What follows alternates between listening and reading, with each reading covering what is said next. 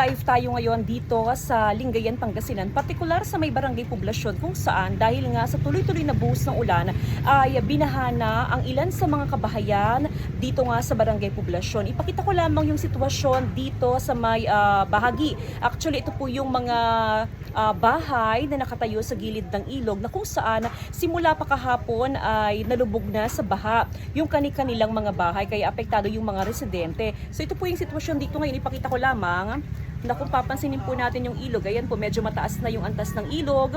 Yung mga bahay, ayan, makikita ho natin na nalubog na sa baha.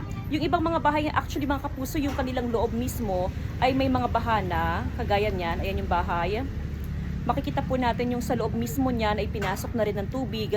Kaya ang panawagan ng PDRRMO, dahil nga sa tuloy-tuloy pa rin na buhos ng ulan, ay magsagawa ng preemptive evacuation yung mga residente kung kinakailangan dahil inaasahan pa yung pagtaas ng antas ng tubig sa mga kailugan.